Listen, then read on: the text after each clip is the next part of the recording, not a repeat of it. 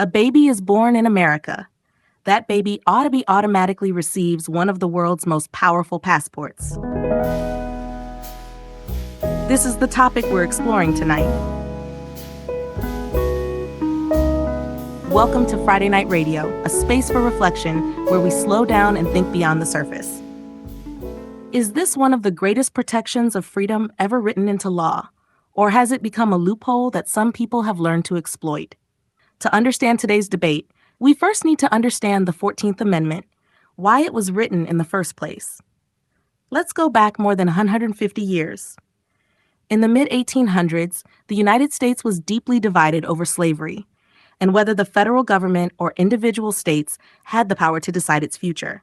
In 1857, the U.S. Supreme Court decided the famous Dred Scott v. Sandford case. Dred Scott was an enslaved man who argued that because he had lived in a free territory where slavery was illegal, he should be considered free. The court ruled against him, declaring that people of African descent, even if they were free, could not be citizens of the United States. The decision shocked many Americans and further deepened the nation's divisions. Just a few years later, the American Civil War broke out. Fought from 1861 to 1865, it was fought mainly over slavery and whether the federal government or individual states had the power to decide its future. The war ended with the Union's victory and the abolition of slavery. 3 years later, in 1868, Congress ratified the 14th Amendment to the U.S. Constitution. Its purpose was to ensure that formerly enslaved people and their children would be recognized as citizens and receive equal protection under the law. It included a sentence that would become one of the most important lines in American constitutional history. All persons born or naturalized in the United States and subject to the jurisdiction thereof are citizens of the United States. 30 years later, another important question reached the U.S. Supreme Court. A young man named Wong Kim Ark was born in San Francisco to Chinese immigrant parents. After returning from a trip overseas, he was denied re-entry because the government argued he was not a U.S. citizen.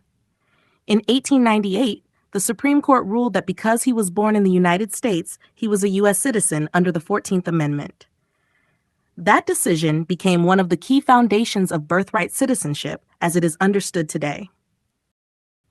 For many years, the meaning of birthright citizenship was not at the center of national attention. But as the United States became one of the world's most powerful countries, an American passport became increasingly valuable. For families around the world, U.S. citizenship represented more than just a document. It represented opportunities, access to education, international travel, employment, and the possibility of building a future in America. As global travel became easier, some families began making a decision, traveling to the United States specifically to give birth. This practice became known as birth tourism. Birth tourism itself is not automatically a crime. A foreign visitor giving birth in the United States does not, by itself, violate U.S. law. However, concerns arise when people use deception, such as hiding the true purpose of their trip, providing false information during visa applications, or using organized schemes to enter the country. For some families, the goal was not only to secure opportunities for their child, but also to create a possible future pathway for themselves. Under U.S. immigration law, a U.S. citizen child can petition for their parents to immigrate after reaching the age of 21. Because of this, some parents viewed giving birth in the United States as a long-term investment, not only for their child's future, but potentially for their own future connection to America. As this practice became more organized, some agencies began promoting birth tourism packages, especially targeting wealthy families who wanted to give birth in the United States. These services could include accommodation, transportation, medical appointments, interpreters, and assistance with paperwork after the baby was born. But as these businesses grew, U.S. authorities began investigating whether some operators were helping clients misuse the visa system. As concerns over birthright citizenship grew, the debate moved from public discussion into the political arena. In 2025, President Donald Trump signed an executive order attempting to end automatic birthright citizenship for certain children born in the United States. The order argued that the 14th Amendment had been misunderstood and that citizenship at birth should not automatically apply in some cases, such as children born to parents who were not U.S. citizens or lawful permanent residents. But changing birthright citizenship is not a simple policy decision. The 14th Amendment is part of the U.S. Constitution, and for more than a century, courts have interpreted its citizenship clause as protecting birthright citizenship. Because of this, Trump's order immediately faced legal challenges. Another proposal soon entered the debate. Instead of changing the Constitution, some lawmakers argued that Congress could pass a simple bill. Their proposal was to declare the large-scale unlawful crossings at the southern border an invasion. They argued that if Congress made such a declaration, children born to people who entered the country unlawfully during that invasion should not automatically receive U.S. citizenship at birth. Supporters believed this approach could address birthright citizenship without going through the difficult process of amending the Constitution. Whether this proposal could succeed remains part of the ongoing constitutional debate. In my view, the key issue is not how someone entered the United States. The key issue is intent. If the intention from the beginning is to exploit birthright citizenship, then whether someone crossed the border unlawfully or entered on a visa under false pretenses, both are exploiting the system. Therefore, under this proposal, both should be considered invaders because their objective is the same: to exploit a loophole in the birthright citizenship system. Let's take one example. Imagine a wealthy Chinese family that wants their future child to have U.S. citizenship. The first step is to contact a birth tourism agency. These agencies advertise complete packages, helping clients arrange accommodation, transportation, hospital appointments, and other services for giving birth in the United States.